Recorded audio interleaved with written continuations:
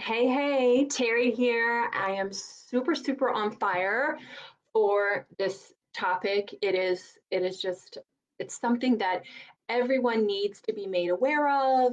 I'm gonna tear apart some misconceptions about people pleasing so you can finally stop the guilt if you're struggling with setting boundaries because I think the issue is that for so many people, therapists, healers, people have been telling people you need to set healthy boundaries, you need to set healthy boundaries, but here's why you can't and why you don't. I would tell you no, that is not the first step in stopping becoming a people pleaser. That absolutely won't work. If I walked in tomorrow and said, okay, let's set some healthy boundaries, you wouldn't do it anyway, you wouldn't follow through. And here is why. And I'm going to give you the 3-step process that you need to know so that you can start putting up healthy boundaries and stopping the people pleasing. So let's talk about why this is like, what the hell, T? Why are you talking about people pleasing? Because it causes so much dysfunction in relationships on so many levels. Okay. So it is really important that you understand your own emotional needs and that you're not attracting people pleasers. That's a big one I see too. Because again, it causes a lot of dysfunction in the relationship. And I see a lot of people that will enable the people pleasers in the relationship in hopes again of not losing the relationship. So, where does people pleasing come from? We got to start there. Okay. So, people pleasing comes from, believe it or not, a void in your childhood upbringing where you felt like you were a burden, where your needs were not met, and we call this a childhood abandonment wound. And I know a lot of people think like abandonment only has to do with like one parent leaving you, but it's not really the case. It can be where you had a childhood full of chaos, instability, unpredictability, where your emotional needs were not met in a very crucial developmental period of your life. Or perhaps you felt like you were a burden, or you were sent the message that you were not enough as you were as a child. So, what we do as adults, as grown people, is we try to find an intimate relationship to fill that void within us. So there's something that attracts us to that person where, oh, they fill that void. And I'm trying to think of a client. I can think of me where I'm attracted to certain guys that fill that void in me. And my love language is words of affirmation. So that I love to hear that I'm loved and needed, and I needed constant reassurance. But as I, developed these tools and got into my own healing journey, I realized, oh, there's a childhood wound that I'm trying to fill with my intimate relationship. And no matter how much reassurance I got, no matter how much love I got, I never felt it was enough. And that's what people pleasers do. They never feel like it's enough, right? So, what you have to do, the first step, okay, so the first step is actually recognizing that your people pleasing is stems from your unhealed childhood abandonment wound. So, once you realize that, here's the 3-step process for healing that really quickly. You don't have to spend years in therapy. There are conscious, intentional strategies and tools that you can implement in your life to stop that people pleasing right away so that you can create healthy boundaries, so that you can attract healthy, functional, fun partners who you are aligned with. Okay. So once you've identified that abandonment wound, you have to identify the root of where that abandonment wound started in your childhood, and then use inner child healing exercises and reparenting to repair that. And it's different and unique for every person. It has to do with the process of naming the emotion, figuring out what it is that you need, and it's different for every person. I can't like prescribe like a blanket statement because every child is needy in their own way. And so there's a distinction between each client. So even in my group program, we spend time going over what it is that you need versus what is it that you need, what's the name you're calling it, and what's the name your inner child is calling it, and then giving them the tools that they need to reparent that wounded part of themselves that's seeking something from an intimate partner. And then step two is reparenting that part of yourself and fulfilling your own needs. Oftentimes, people pleasers think if I fulfill everybody else's need, I'll feel worthy, I'll feel good.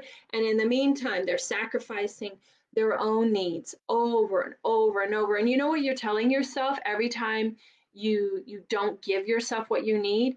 You're really telling yourself your needs don't matter, you don't matter. You're telling yourself subconsciously that you're not worthy. And by putting your needs first and saying, you know what, I really need a break. Or, you know what, I need to just stop hanging out with my girlfriend or my boyfriend today because I really need to get stuff done. You know, I need to get that journaling done that Terry gave me or whatever it is. By doing that, you're telling yourself, I matter. My needs matter.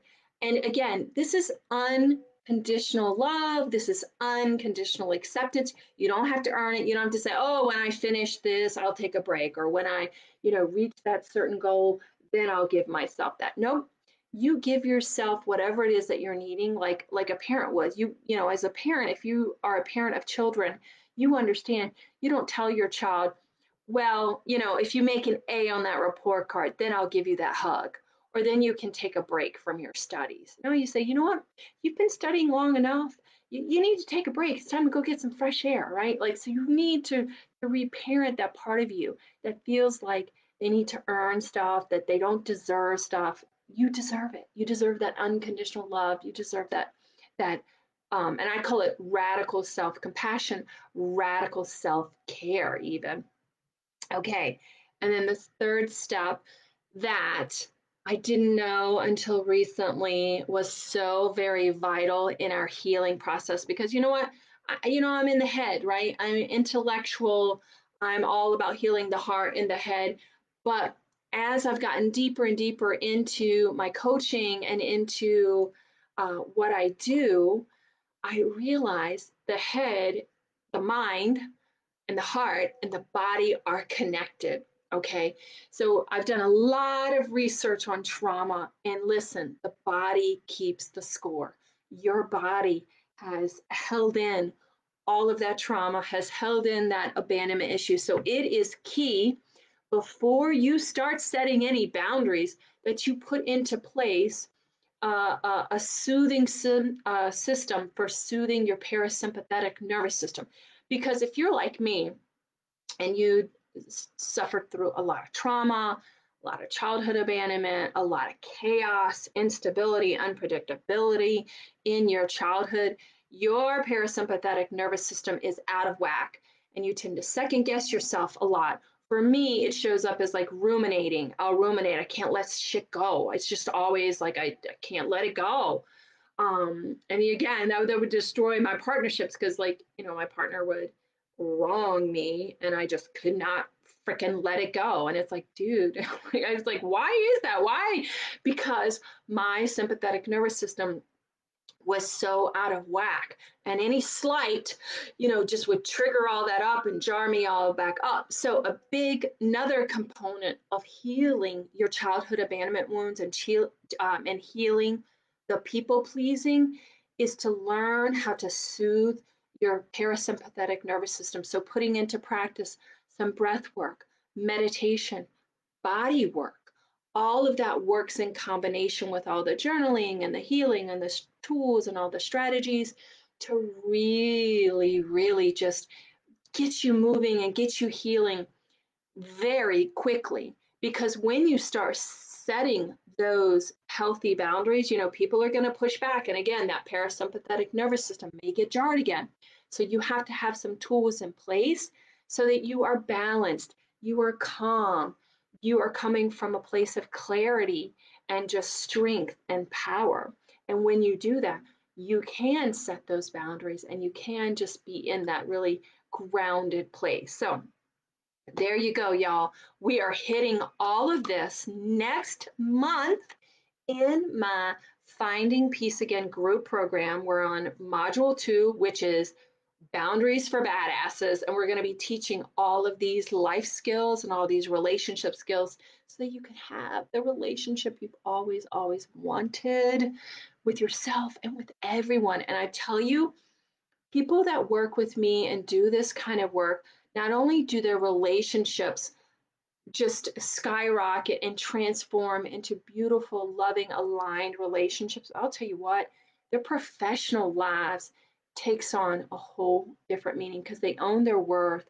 They have really great boundaries at work, and people around them feel really secure and safe too. When you feel safe and secure, others around you, and you know who you are, people feel safe in that. And I see people like get more clients, their business takes off, they start charging more in their business, they own their worth because they're not worried about what other people think of them, and they attract people who they're meant to be.